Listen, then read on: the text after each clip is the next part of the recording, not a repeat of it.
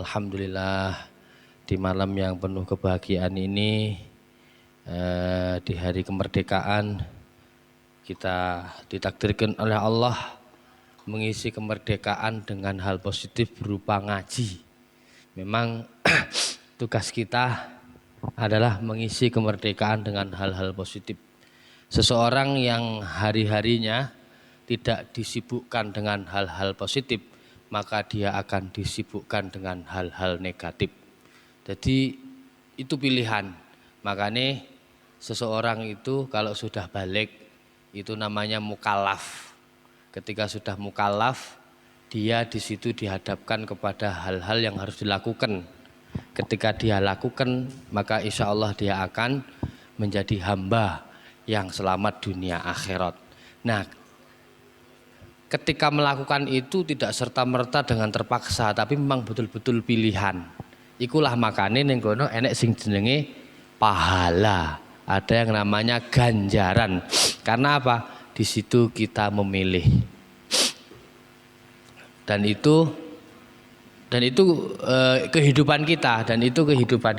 Pasti kita akan dihadapkan kepada dua hal.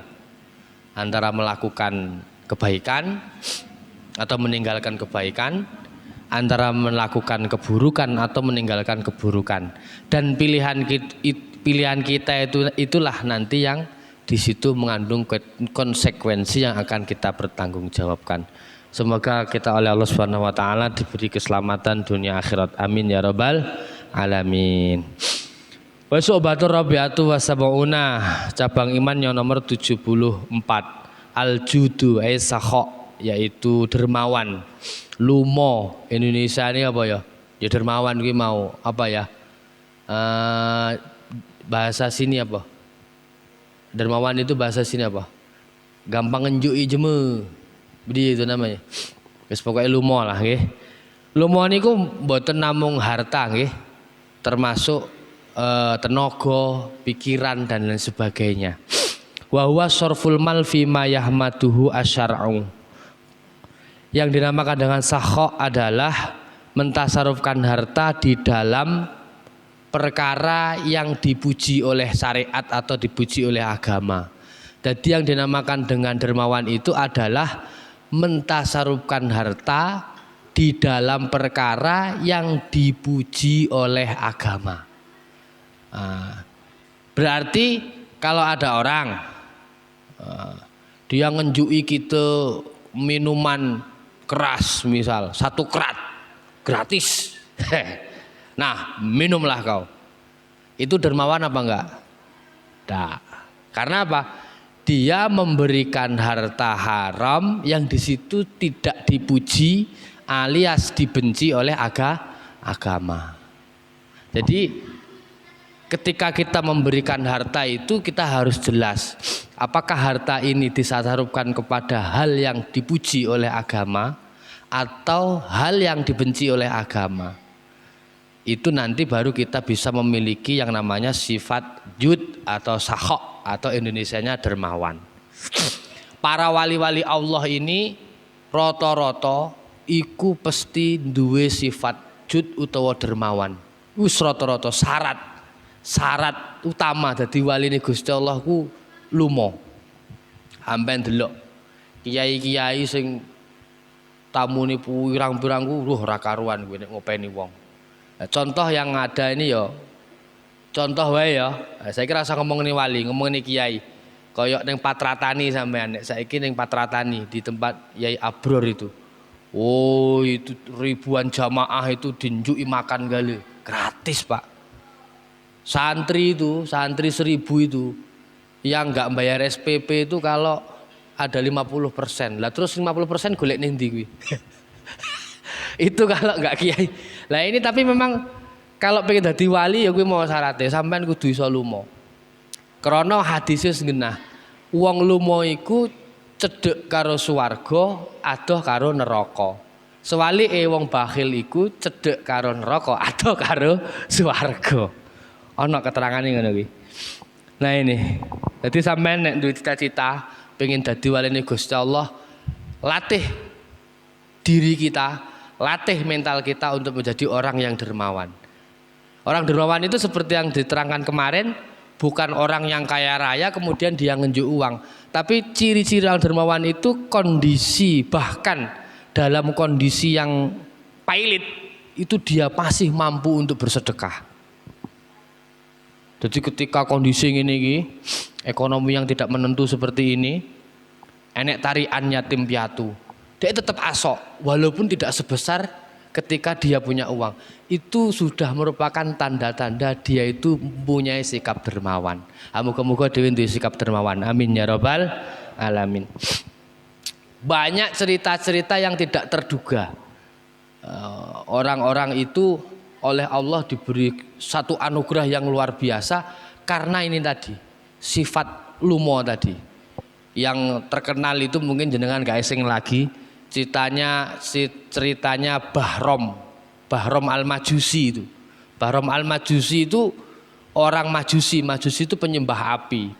Awalnya dia orang penyembah api, dia punya anak cuantik sekali, mau dinikahkan sama orang lain dia nggak mau, eman-eman karena anaknya terlalu cantik. Ini daripada saya nikahkan ke orang lain lebih baik saya nikahi sendiri. Akhirnya dinikahi sendiri. Hajatan walimah pada malam hari, singkat cerita enek Mbok Rondo. Mbok Rondo ini bolak-balik datang ke rumahnya Bahrom, minta pinjem korek untuk ngidupin lampu. Jadi ketika sampai ke rumah Bahrom, Pak Bahrom pinjem minta apinya dihidupin sampai agak jauh dari rumah Bahrom, ditiup apinya, mati lagi, datang lagi, mati.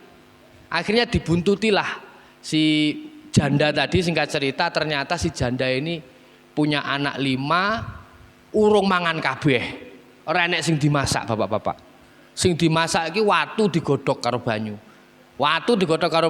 Jadi anaknya kapan nangis, kapan bu mateng ibu, sebentar nak ya, sabar, masih keras. Yo jenenge watu ya tos.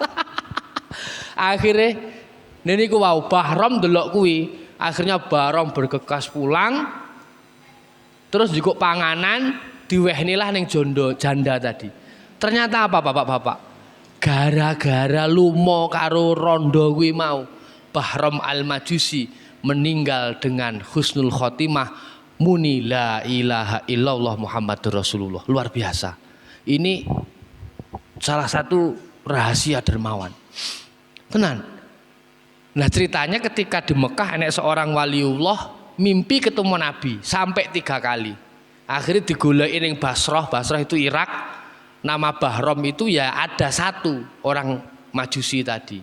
Ditanya amal apa? Hanya 1 amal kebaikannya.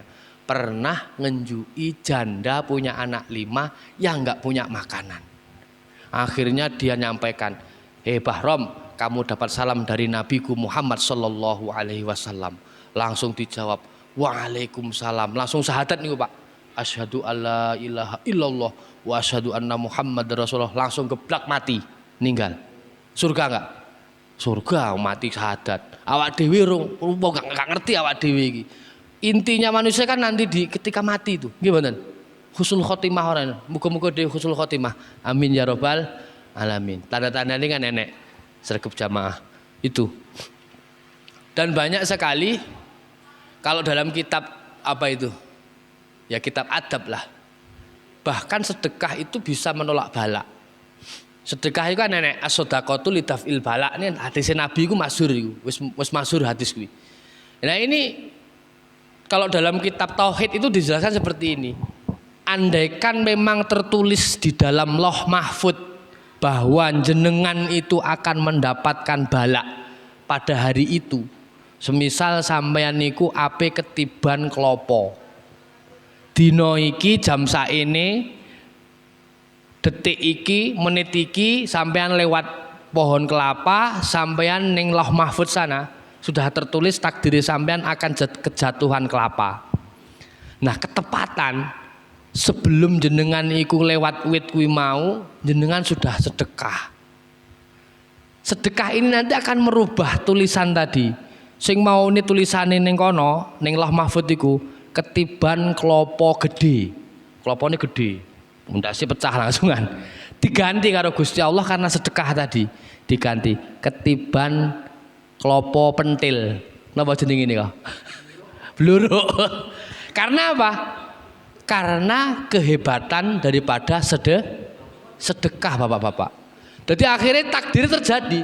Takdir tetap terjadi sampean ketiban klopo. Tapi karena sampean sedekah, klopo gede ra sida ceblok. Sing ciblok pentile, bluluk klopoke. Klutuk gur lara tok.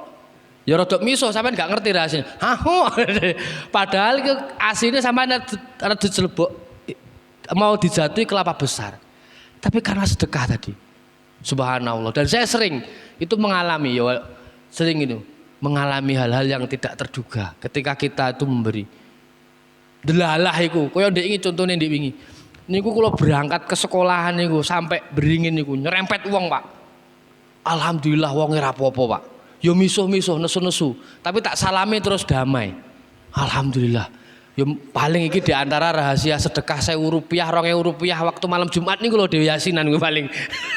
Loh, beringin, Pak. Isu-isu akeh wong sekolah lho.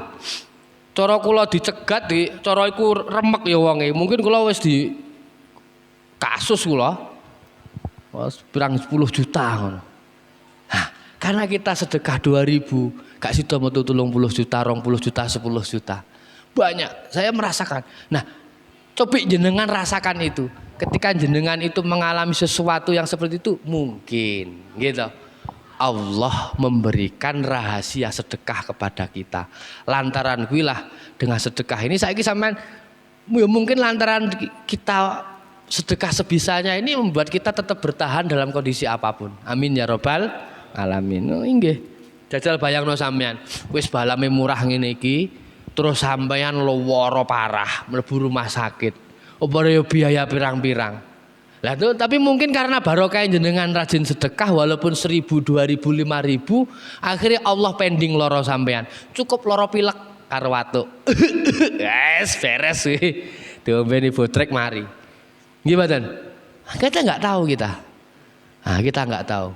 Itulah yang namanya iman. Iku sing jenenge iman. Iman ku gak kena di logika Bapak-bapak. Contohnya koyok ceritane Nabi Musa karo Nabi Khidir. Kayak kena sampean logika guys. Makanya Nabi Musa iku yo rodok marah. Tapi bisa didutui rahasiane. Oh ngono karepe Khidir. Nah seperti itu. Itu namanya iman. Makanya kuncinya saat ini di samping kita berusaha untuk mencari solusi bagaimana supaya bisa mendapatkan income selain dari karet. Sampeyan kudu duwe solusi, kudu mikir, kudu usaha. Tapi di samping itu kita harus tetap menguatkan iman kita. Piye carane? Ya diantaranya dengan ngaji seperti ini. Amin ya robbal alamin.